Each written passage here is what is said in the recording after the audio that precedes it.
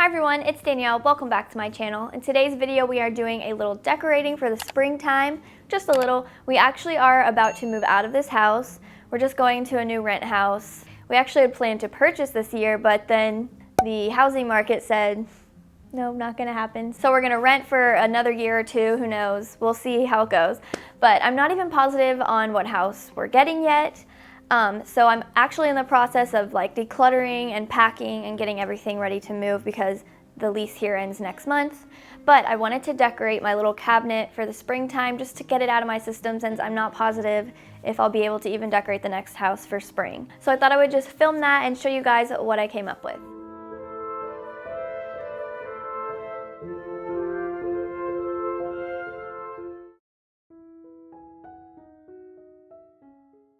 So this is the cabinet that I'm going to be decorating. I purchased this last year towards the end of the year from Goodwill for $40, and I painted it and distressed it, and I bought a little antique keyhole that you see right here. I got that off Etsy just to cover up this hole that was there.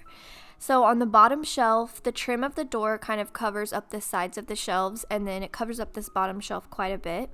So I've just been adding a picnic basket down here to fill in the space, and then it also brings in like a cottagey feel that I love. Also, those little rails, the shelves are adjustable. I don't know why I didn't paint the rails the same color. Maybe one day I'll get around to it.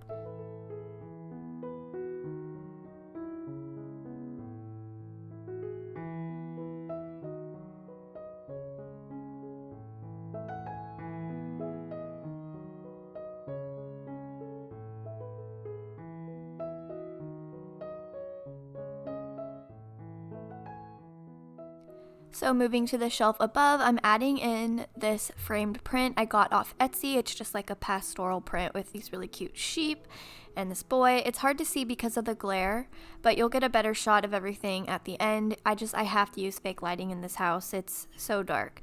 But next to that, I'm going to stack some of my vintage and antique soup tureen bottoms. And then inside of that, I just used some threads and different pieces to fill it up. I wanted to draw in all the colors that I used in here in this entire shelf. So what I put in here, that was really confusing. What I put in here inspired the colors for the entire cabinet.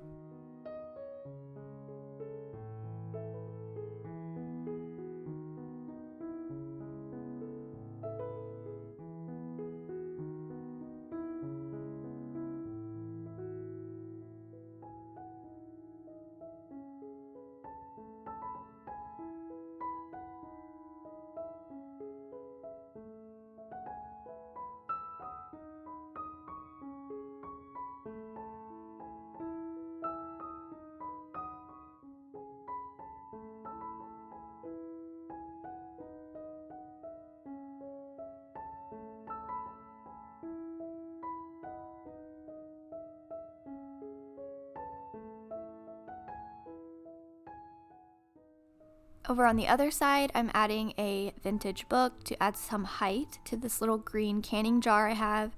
This is just a reproduction piece, but I really love the color. I think it's so pretty, and it just reminded me of spring when I bought it.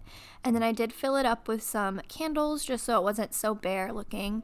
And then I'm taking some of these greenery. This is actually from a garland from Hobby Lobby. I'm pretty sure they have it year round, and if you wait till it's 50% off, it's a good deal. So I'm just going to add some of these to fill in the gaps.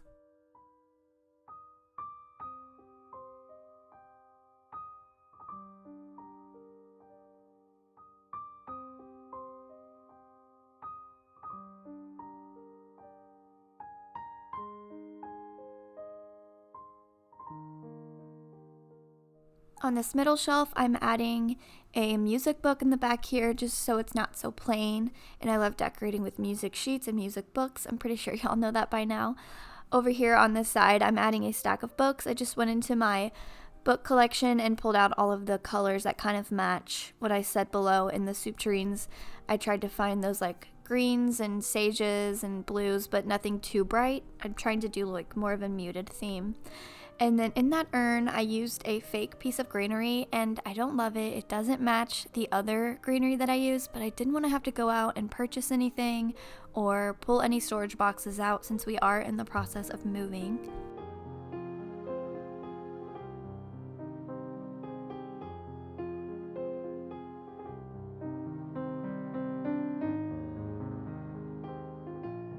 So this top shelf is actually missing the little trim piece that goes on the end, and I haven't gotten around to fixing that. You can't even really notice it when the door is shut and you're not looking. But I just hung this little dresser scarf over there to add some more texture and to kind of cover that up a bit. And then I'm stacking some platters. That big giant ironstone platter I got last year at Goodwill, and I'm still obsessed with it. It's so pretty. And I'm just using this vintage, I think it's a mail organizer to stack my plates. That's just what I've been using, and it works out really well. I actually see these at antique stores a lot, so if you need something to help you stack up your plates like that, I would suggest something like this. And then to cover up the empty space here, I'm just using 2 little shoe brushes. And then I wanted to balance out the other side with the books below, so I just pulled more antique books that I have. I've purchased all of mine from estate sales, some thrift stores, and then the Goodwill bins. And then in this little gap here, I'm just adding more of that greenery we used down below, and then a little bird's nest to make it feel more springy.